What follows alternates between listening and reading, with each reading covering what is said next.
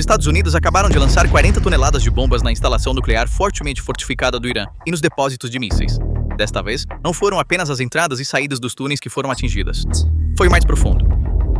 Os alvos eram um estoque de 540 kg de urânio enriquecido a 60% e as linhas de produção de mísseis usadas para transformá-lo em bombas. Na noite de 31 de março de 2026, a fortaleza subterrânea do Irã, em Isfahan, foi abalada por enormes bolas de fogo e nuvens em forma de cogumelo surgindo das profundezas do solo. Isfahan não é apenas a terceira maior cidade do Irã e uma capital cultural com uma população de 2.300.000, é também o coração do programa nuclear e da produção de mísseis do Irã. De acordo com os CIESIS, Isfahan não é uma única instalação, mas uma vasta rede interconectada. Uma planta de conversão de urânio, que converte yellow cake em hexafluoreto de urânio, uma planta de produção de combustível, uma unidade de produção de centrífugas, instalações de processamento de metal e o complexo de mísseis de Isfahan, o maior complexo de montagem e produção de mísseis do Irã. De acordo com a Iniciativa de Ameaça Nuclear, este complexo é o maior local de montagem e produção de mísseis do Irã. Uma parte significativa de tudo isso está escondida em túneis subterrâneos escavados na montanha. Dentro, há uma rede de túneis que se estende por mais de 50 quilômetros, contendo toneladas de mísseis balísticos, kits de orientação de precisão, motores de drones e combustível de foguete de alta explosão. E há algo mais sobre Isfahan, talvez a coisa mais importante. De acordo com uma análise publicada pelo Boletim dos Cientistas Atômicos em março de 2026, o Irã havia movido um estoque de aproximadamente 540 kg de urânio enriquecido a 60%, suficiente para 11 bombas nucleares, para os túneis subterrâneos em Isfahan antes dos ataques de junho de 2025. Uma imagem do satélite Airbus Pleiades-Neo, datada de 9 de junho de 2025, mostra um caminhão indo em direção à entrada sul do túnel, carregando 18 contêineres azuis. Segundo especialistas, esses contêineres podem conter hexafluoreto de urânio altamente enriquecido.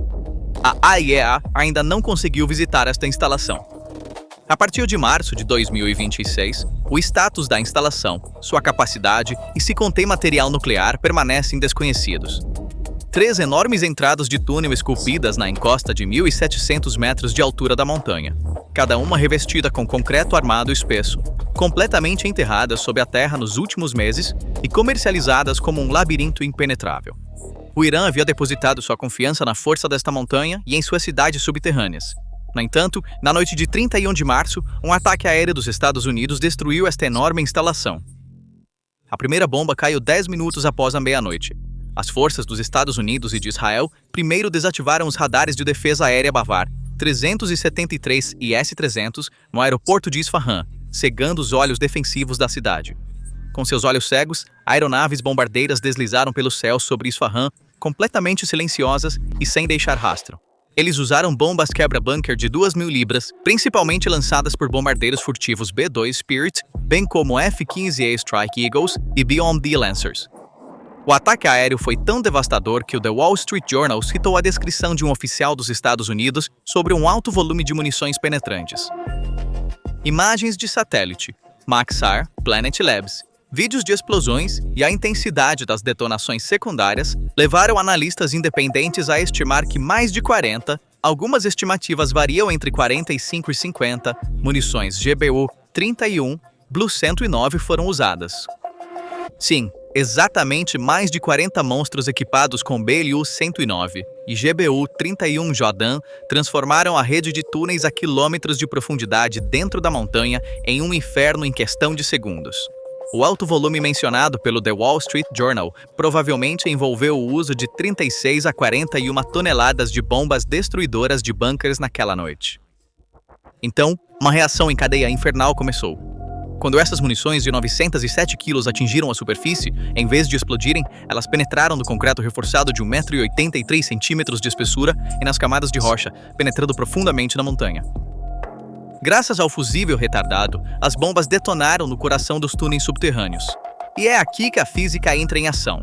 Uma bomba explodindo em um sistema subterrâneo fechado cria uma onda de pressão que não pode escapar. Esta onda de pressão aprisionada aciona toneladas de combustível de foguete, munições de mísseis balísticos e materiais explosivos dentro dos túneis.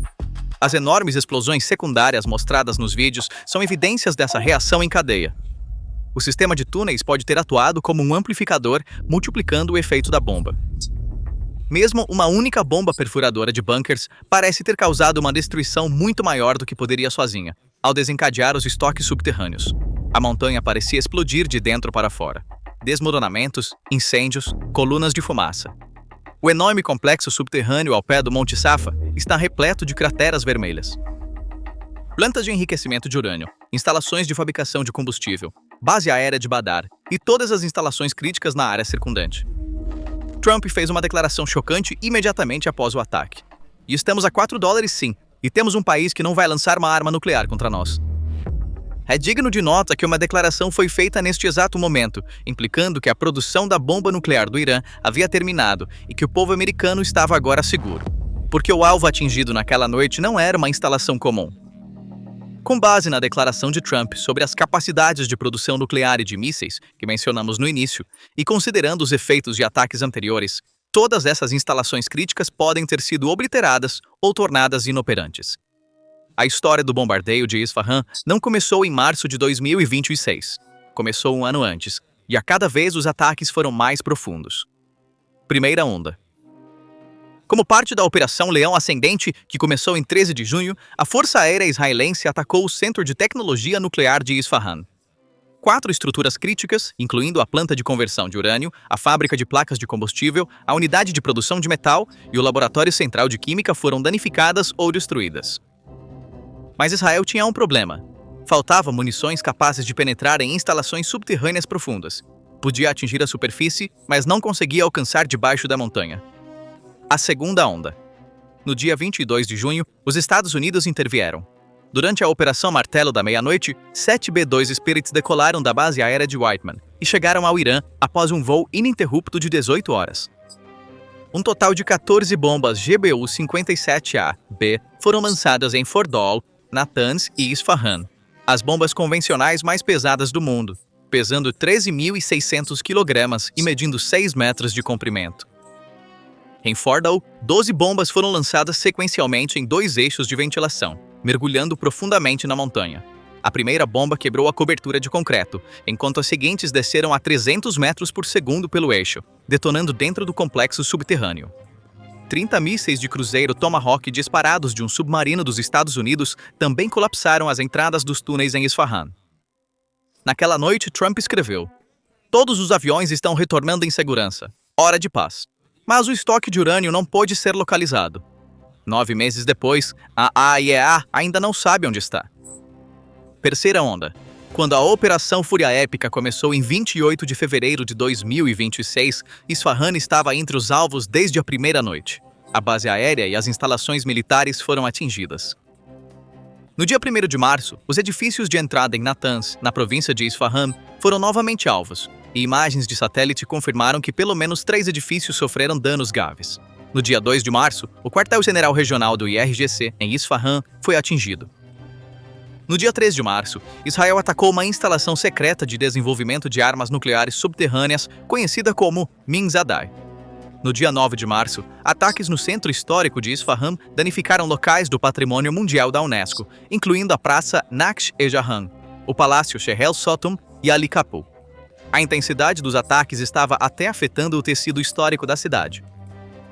No dia 27 de março, Israel lançou uma nova onda de ataques contra instalações nucleares, visando a usina de aço Mobarakeh, em Isfahan, uma das maiores instalações de aço do Irã. De acordo com o CICIS, há relatos não verificados de que ataques adicionais foram realizados contra o complexo nuclear de Isfahan durante este período.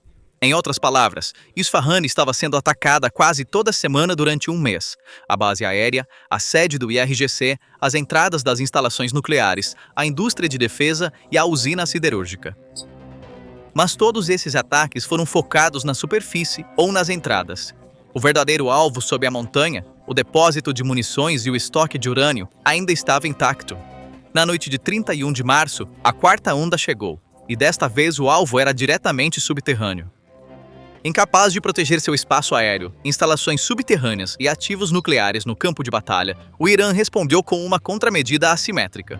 Em 31 de março, a Guarda Revolucionária atacou o superpetroleiro kuwaitiano Al Salmi, que estava aguardando na ancoragem, e ao largo da costa de Dubai, para navegar até o porto de Qingdao, na China, com um drone kamikaze. Este enorme petroleiro estava transportando 2 milhões de barris de petróleo e valia mais de 200 milhões de dólares aos preços atuais. O petroleiro era um dos centenas de navios encalhados no Golfo por mais de um mês. Este ataque contém um detalhe crítico.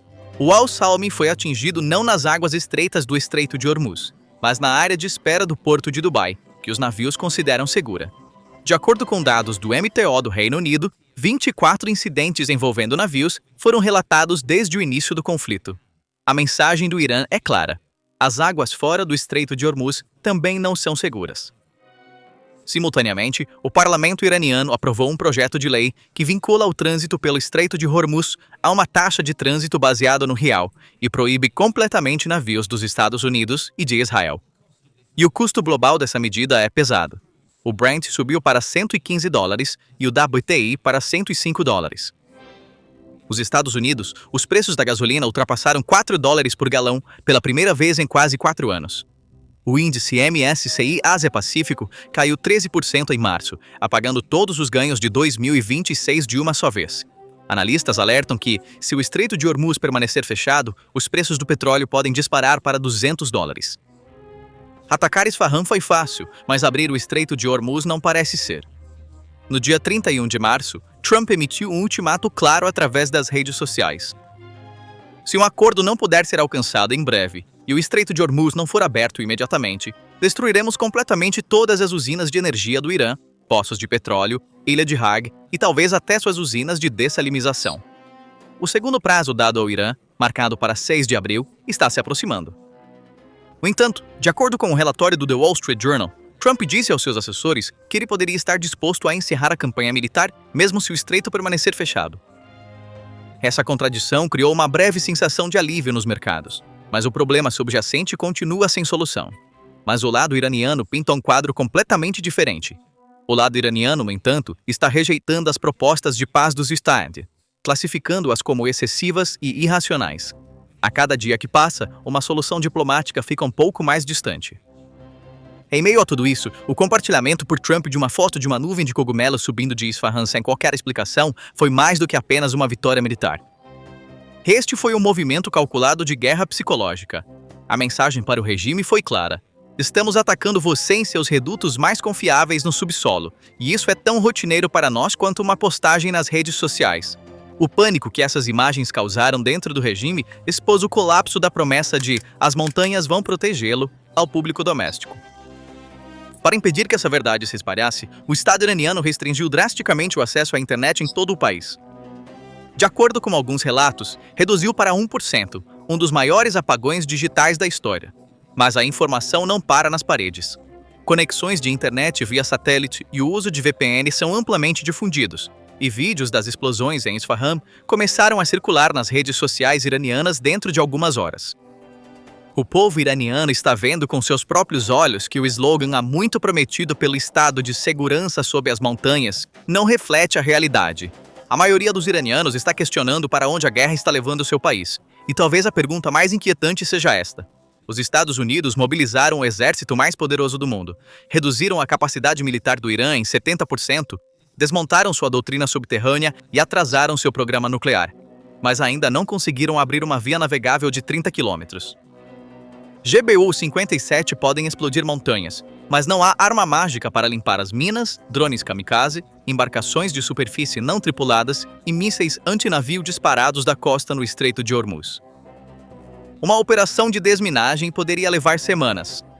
Durante esse tempo, cada navio poderia ser um alvo, e as seguradoras estão se recusando a fornecer seguro para petroleiros. Abrir militarmente o Estreito de Hormuz é uma operação muito mais complexa do que atacar Isfahan, porque aqui o inimigo não está sob a montanha, está sob a água e em cada ponto ao longo da costa. Criar o inferno sob Isfahan foi fácil. Abrir o Estreito de Hormuz e salvar a economia global, no entanto, é um desafio completamente diferente, e os Estados Unidos ainda não parecem ter encontrado uma resposta para esse desafio. Esta é a realidade mais paradoxal da guerra. Vitórias militares estão sendo conquistadas, mas o objetivo estratégico permanece fora de alcance. A Guarda Revolucionária perdeu a guerra convencional, mas ainda está travando a guerra assimétrica. E essa capacidade assimétrica está impondo um custo cada vez mais pesado à economia global a cada dia que passa. Os ataques contínuos de retaliação a refinarias, oleodutos, campos de gás e terminais de petroleiros no Golfo indicam que a dor econômica global pode durar meses, até anos, e apenas os próximos dias revelarão quem puxará o gatilho. Quais são seus pensamentos sobre este assunto? Por favor, compartilhe suas opiniões nos comentários. Para se manter informado sobre as análises exclusivas da PPR Global, inscreva-se em nosso canal e não se esqueça de ativar as notificações. Obrigado por nos escolher. Obrigado por nos escolher. Obrigado por nos